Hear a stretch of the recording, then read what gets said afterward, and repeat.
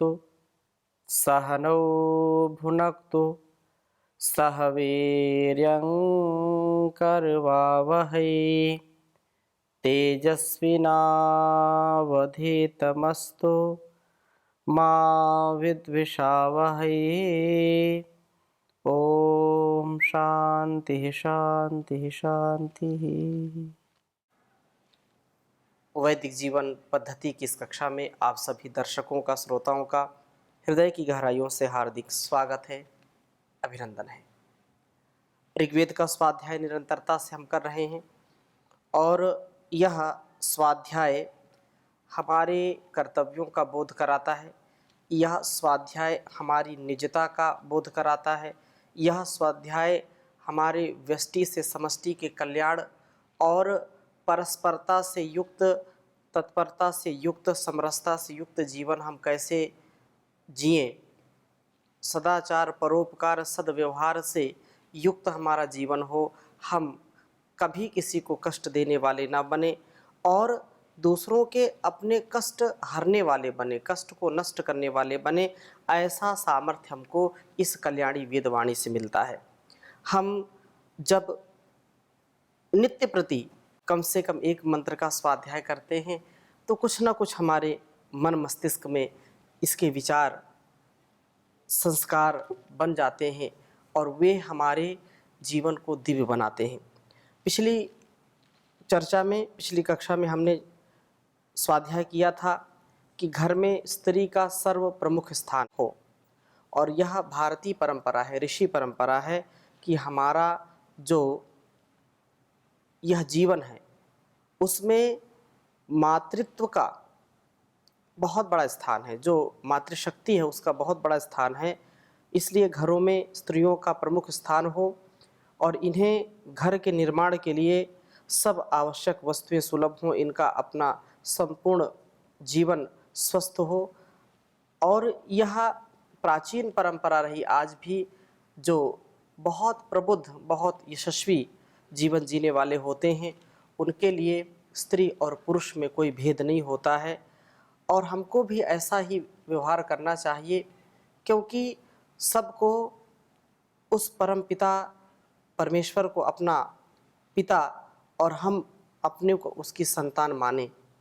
तो यत्र नार्यस्तु पूज्यन्ते रमन्ते तत्र देवता, इस ध्येय वाक्य का, इस स्मरण करने योग्य और जीवन में जिसका व्यवहार हो, हमको ऐसा भाव स्वभाव हमारा बन जाए। बहुत सुंदर वेद मंत्र है और ये कहा कि यदि किसी कारणवश, क्योंकि जीवन तो नित्य रहने वाला नहीं है, यदि जीवन में पति पत्नी हैं और किसी कारणवश यदि पति का देहांत तो हो जाए, पति का स्वर्गवास हो जाए, तो पति के चले जाने पर जो पतिव्रता स्त्री है, जो नारी है, उसका स्वभाव, उसका कृतित्व कैसा होना चाहिए, तो बहुत सुंदर बात कही है। मैं प्रथम वेद मंत्र लिखता हूँ, फिर चर्चा करता हूँ। ओम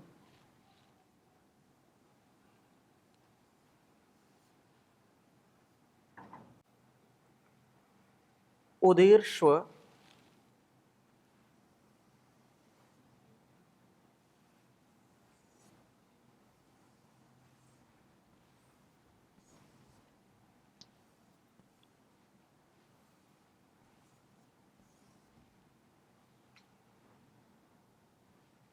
उदीर्ष्व नार्यभि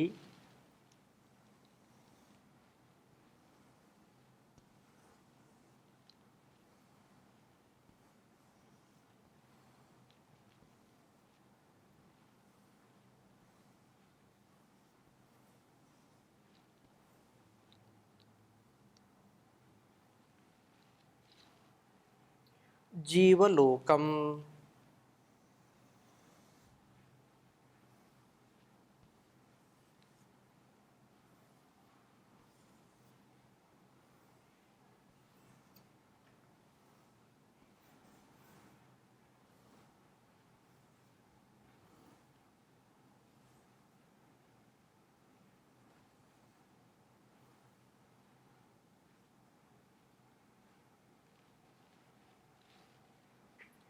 गता सुमेतमुप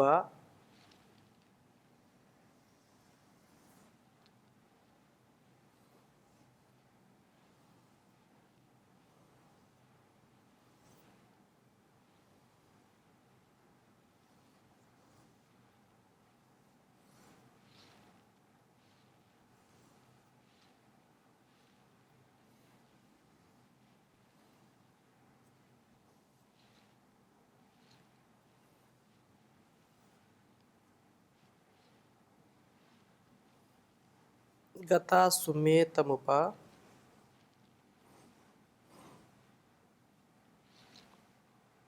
शेष एहि।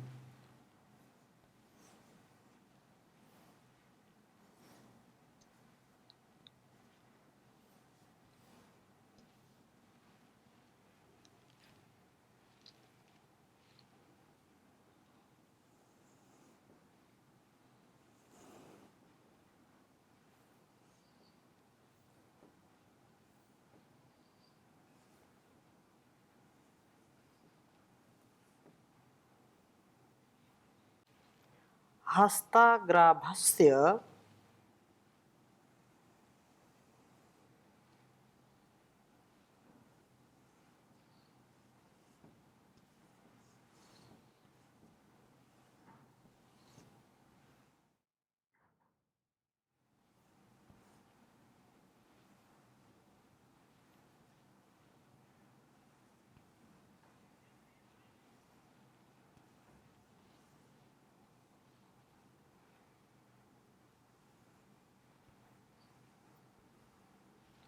हस्ताग्राभस्य दिधिशोषस्तवेदम्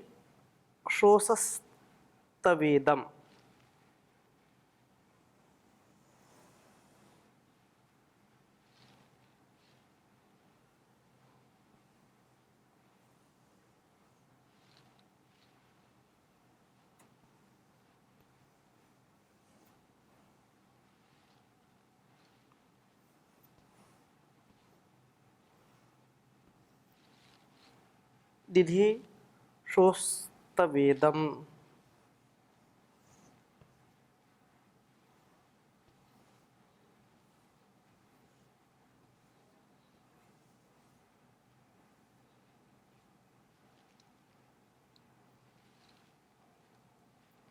पत्युर्जनित्वमभि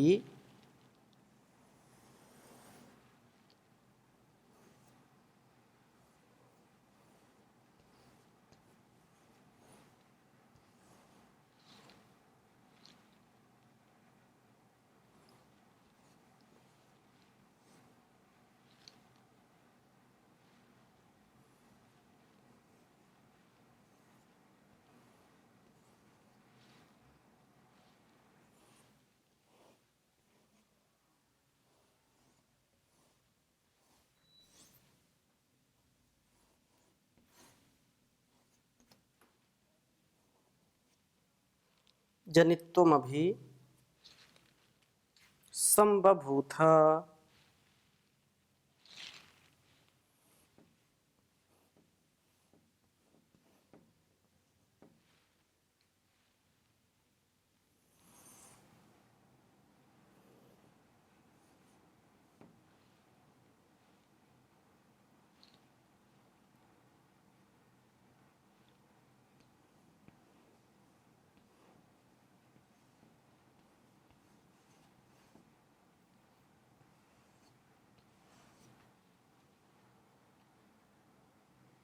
ऋग्वेद के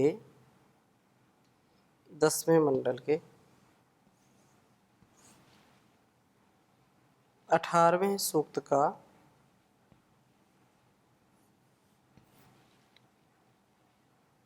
8वां मंत्र है।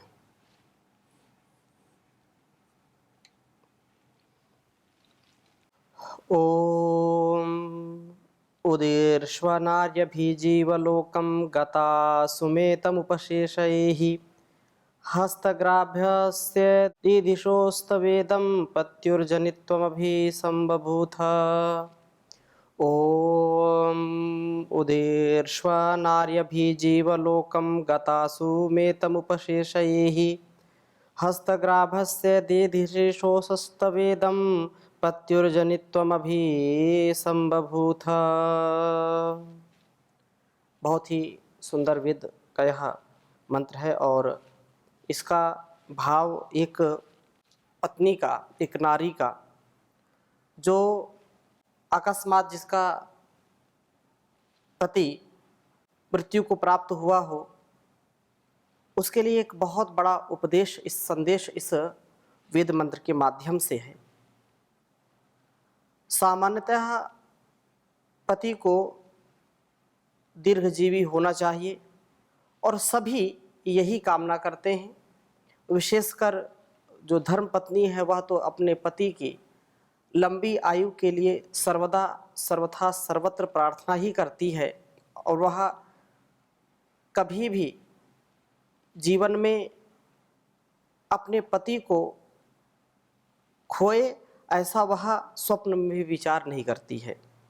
अर्थात वह संकल्प से, अपने तप से, अपने पुरुषार्थ से, अपने भावों से सदैव यही चाहना करती है कि उसका पति लंबी आयु वाला हो, दीर्घ आयुष्य को प्राप्त हो।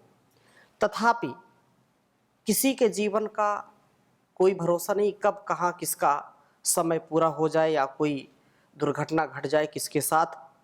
तो ऐसी स्थिति में जब पति ना हो, अर्थात यह जो पहले के मंत्र में कहा था कि पत्नी अविधवा रहे, अर्थात वह सदा सुहागन रहे, ऐसा पहले कहा था। लेकिन यदि कोई दुर्घटना घटती है, अचानक पति का देहांत हो जाता है, देहावसान हो जाता है, तो पत्नी शमशान में ही ना पड़ी रह जाए, मृत पति का ही सदा शोक न करती रहे, अपितु उत्साह युक्त होकर के अपने कर्तव्य का वह जान करे और कर्तव्य से युक्त होकर के सदैव अपने निज कर्तव्य में लगी रहे। अर्थात जो उसका उत्तरदायित्व है, उसकी जो संतानें हैं, उन संतानों का वह भरण पोषण करे।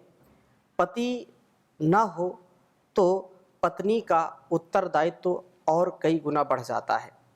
हाँ, यह बात जरूर हमको स्मरण रखनी चाहिए, देश काल परिस्थिति, आयु और जो महर्षि देवदयानंद जी ने एक विचार इस संसार को दिया है, उसको हमको सदैव ध्यान रखना चाहिए।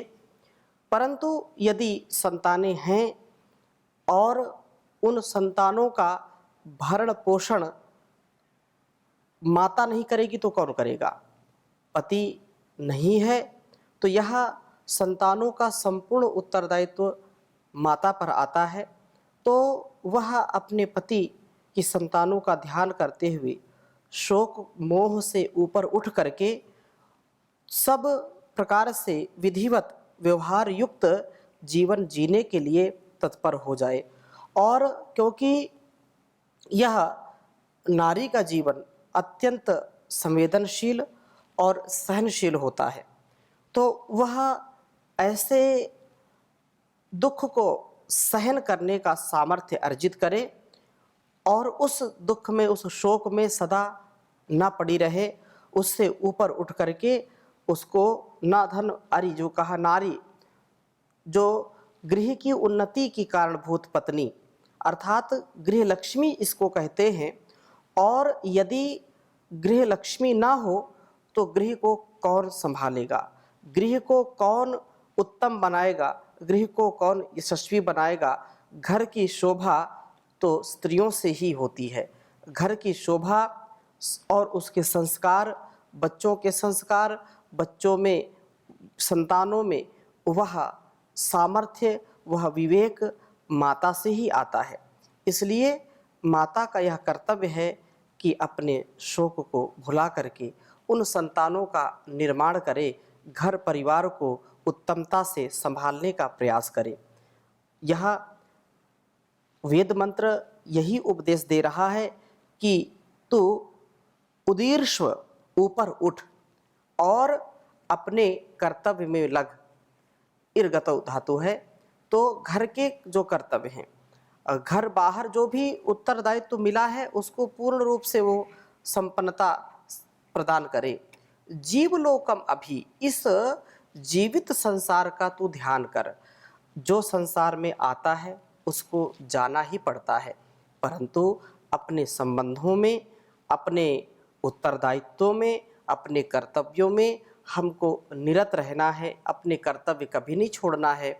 तो चाहे पति हो या पत्नी हो, यदि पति अल्प आयु में संसार छोड़ करके जाता है या पत्नी अल्प आयु में संसार छोड़ करके जाती है, तो दोनों के ऊपर, पति के न रहने पर पत्नी का उत्तरदायित्व बनता है, और जब पत्नी नहीं रहती तो पति का उत्तरदायित्व होता है। हम अपने कर्तव्यों के निर्वहन में, अपने संतानों के निर्माण में, अपने घर परिवार की उन्नति, समाज की उन्नति में जितना पुरुषार्थ करेंगे उतना इस राष्ट्र का और संसार का उपकार हो पाएगा। जो संसार छोड़ करके गए उनके प्रति संवेदनशीलता, उनके प्रति कृतज्ञता, उनके प्रति वह आदर का भाव हमारे जीवन में सर्वदा रहना चाहिए।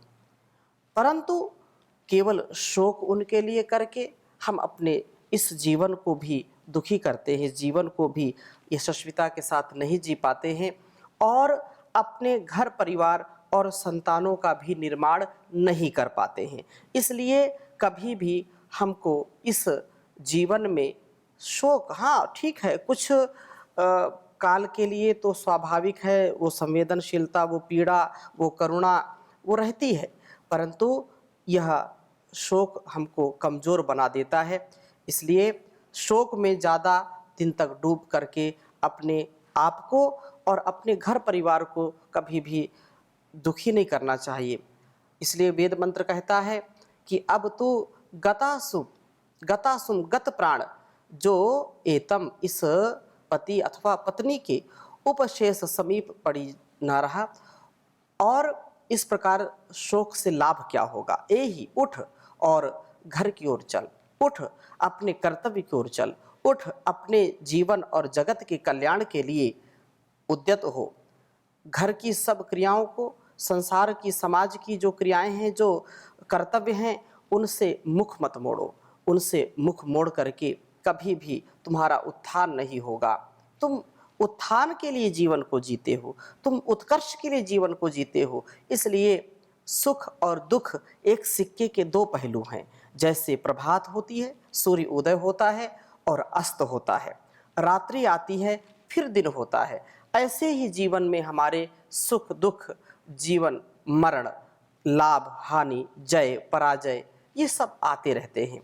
हमको इनका शोक नहीं करना चाहिए, और सुख मिले तो ज़्यादा उसमें सुख को सहन करें, उसमें भी ज़्यादा अपने आप को इतना अहंकार से न परिपूर्ण कर लें। यही वेद मंत्र ढांढस बधा रहा है, यही उठ और घर की ओर चल, सब प्रकार के अपने कर्तव्यों का पालन करने वाली हो जा तू।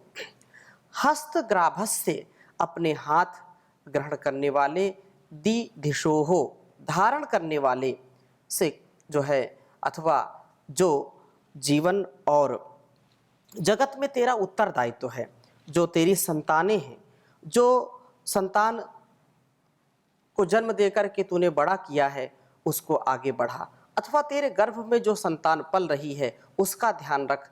और तब पत्युः, अपने पति को, अपने इस संतान को उस रूप में देख कि वह पति का अंश है, और एक पल के लिए भी उसमें कोई ऐसा कुसंस्कार न जाए, इस बात का ध्यान। इदम जनित्वम, इस उत्पादित संतान को अभिलक्ष्य करके संबभूथ, सम्यकतया होने वाले हो। अर्थात तू अपने स्वास्थ्य पर पूरा ध्यान दे, और अपना स्वास्थ्य जब पूरा ध्यान से ठीक करके संतान के पालन व पोषण में किसी प्रकार से तो असमर्थ ना हो जाए। अपने तन मन का स्वास्थ्य हम सबको ध्यान में रखना चाहिए, क्योंकि स्वास्थ्य यदि ठीक नहीं है तो कितना छोटा हो या बड़ा हो, हम अपने कर्तव्य को ठीक ठीक निभा नहीं पाते हैं। हम कर्तव्य विमुख हो जाते हैं, चाह करके भी हम उपकार नहीं कर पाते हैं, हम अपना जीवन का उद्धार भी नहीं कर पाते हैं, संसार में हमारा जीवन निरर्थक हो जाता है, हम दूसरों के लिए भार बन जाते हैं। हम अपने तन मन को जितना स्वस्थ रखेंगे, अपनी दिनचर्या जितना अच्छा रखेंगे और अपने एक एक पल का सदुपयोग करते हुए जब जीवन व्यतीत करेंगे तो वास्तव में यह जीवन श्रेष्ठ बन जाएगा। यदि हम अपने कर्तव्य से एक पल के लिए भी विमुख होते हैं तो वास्तव में वही हमारे लिए मृत्यु है, वही हमारे लिए पतन का कारण बन जाता है। आलस्य प्रमाद को छोड़ करके हमको अपने जीवन के कर्तव्यों का निर्वहन सदैव करना चाहिए और इस प्रकार से जो कर्तव्य का पालन करता है तो वास्तव में वह सुवीर बन जाता है, धीर वीर गंभीर बन जाता है, उसका यश और उसकी कीर्ति चहुं ओर फैलती है। वह प्रयत्नशील होकर के, यत्नशील होकर के अपने दुर्गुण, दुर्व्यसन, दुर्व्यवहारों को दूर करके यशस्विता का पालन कर पाता है। बहुत सुंदर और भी इसमें उपदेश किया है कि यदि जीवन संग्राम में लड़ने के लिए पिता की मृत्यु पर माता को अपने संतान को जीवन संग्राम में आगे बढ़ाने के लिए उसको उत्साह देना चाहिए। संतान माता से कहते हैं कि मृतस्य हस्तात्, मृत के हाथ से धनु आददाना, निश्चय से धनुष को ग्रहण करती हुई हमारे क्षतों से त्राण करने के लिए, रोगों से, संघर्षों से और शक्ति संपन्नता के लिए, शत्रुओं से डट कर के मुकाबला करने के लिए, उनसे लोहा लेने के लिए यत्नशील हो। माता का यह कर्तव्य है कि अपने बच्चों को धीर वीर गंभीर बनाए, छोटे छोटे बच्चों में यह संस्कार डाले कि उनका जीवन शेर की भांति वीरता से और गंभीरता से युक्त हो, वह उत्साह से, उमंग से परिपूर्ण हो, चरित्र बल से, बुद्धि बल से, मनोबल से, आत्मबल से, शरीर बल से प्रबल बने, कमजोर ना हो। क्योंकि यदि संतान को कमजोर कर दिया तो उसका पूरा जीवन कमजोर हो जाता है, वह निर्बल, दुर्बल होकर के इस संसार का उपकार नहीं कर पाता है। संसार का उपकार करने के लिए, उद्धार करने के लिए हमारे और इस संसार के कल्याण के लिए यह बहुत सुंदर उपदेश है कि जीवन के संग्राम में संतान को सबसे ज़्यादा उत्साह देने का कार्य माता का है। और माता यदि मोह में पड़ जाए, माता यदि अपने ममत्व में या ममता में अविवेकपूर्ण निर्णय करती है तो उसकी संतान कभी विद्वान नहीं बनती है, उसकी संतान कभी धैर्यवान नहीं बनती है, कभी वह वीर नहीं बनती है, कमजोर बन जाती है। तो अपनी संतानों को वह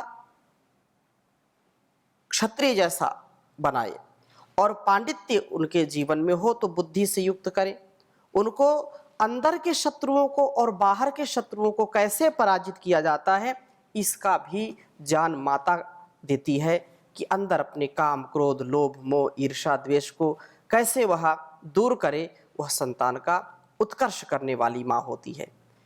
और माता बच्चों को कभी उदासी में नहीं छोड़ती है, वह उनको क्रियाशील बनाती है। माता का यह कर्तव्य है कि उसकी संतान एक बार भी दुखी ना हो, एक बार भी निराश ना हो, हताश ना हो। अब आज की स्थिति क्या है, छोटे छोटे बच्चे परेशान, माता पिता सबसे ज़्यादा बच्चों से परेशान हैं। क्यों? उनकी जो गलत आदतें हैं, पहले तो उनको इतना दुलार किया, उनकी गलत आदतों पर भी उन्होंने अंकुश नहीं किया और फिर वही बच्चे जब बड़े हो जाते हैं तो वो माता पिता को दुखी करते हैं, उनका स्वयं का जीवन भी अस्थिर हो जाता है, चांचल्य से युक्त हो जाता है और वे फिर माता पिता के अंकुश में नहीं रहते, माता पिता के नियंत्रण में नहीं रहते और वो अपना भी और संसार का, समाज का, घर परिवार का उपकार नहीं कर पाते, दुखी होते हैं, दुख देने वाले होते हैं। माता पिता से जो है बच्चे फिर कन्नी काटते हैं, उनके पास बैठते नहीं। क्यों? क्योंकि उन्होंने संस्कार वैसा दिया नहीं। माता पिता ऐसे हों कि एक बार अपने संतान को एक संकेत भी कर दें तो उस जीवन भर उसको याद रखे और उसका कभी उल्लंघन ना करे। यह संतान का निर्माण है, ये गर्भ से निर्माण होता है। माता पिता जब बुद्धिमान होंगे, धीमान होंगे और वो रोज स्वाध्याय करने वाले होंगे, वो संयमी होंगे, पराक्रमी होंगे, तो उनकी संतानें भी ऐसी बनेंगी। तो यह वो दुर्गति से वो बच्चों को, अपने संतानों को बचाए और वो कोमलता से पालन करे। ऐसा भी नहीं कि उनको डांट फटकार करके उनको जो है डंडे के बल से बनाना, ना, बिल्कुल नहीं, ऐसा कभी नहीं करना चाहिए। माता पिता अपने बच्चों को बहुत कोमलता से उनका पालन पोषण करें और उनको भी कभी भी जो है विनोद में अपने जो है सामने उनको कभी ऐसे कोई शब्द न बोलें। और परस्पर पति पत्नी है और संतान है तो उनका भी वाद विवाद कभी नहीं होना चाहिए। उनमें कभी कोई जो है ऐसा दुर्व्यवहार नहीं होना चाहिए जिसका कुसंस्कार उनकी संतानों पर पड़े। तो ऐसा एक-एक, क्योंकि बालक का या बालिका जो संतान है उसका मस्तिष्क कोरे कागज के समान होता है और वह जो संस्कार जो देखता है, जो सुनता है, वही उसके जीवन में उतरता है। तो परस्पर भी बहुत सुंदर, सजग, सावधान होकर के जीवन को जिएं और संतानों का निर्माण राष्ट्र का निर्माण है। उनको कोमलता से सद्गति की ओर, उन्नति की ओर बढ़ाएं, कभी भी दुर्गति की ओर न ढकेलें। क्यों? क्योंकि एक संतान वो कुल वंश परंपरा को, समाज को, राष्ट्र को उन्नति की ओर ले जाती है, समाज और संसार को वह दिव्यता की ओर ले जाती है। तो इन्हीं शुभकामनाओं के साथ आज की इस कक्षा को, इस चर्चा को यहीं पर विराम देते हैं। शेष चर्चा अगले मंत्र के साथ अगली कक्षा में करेंगे। ओम शांति शांति शांति।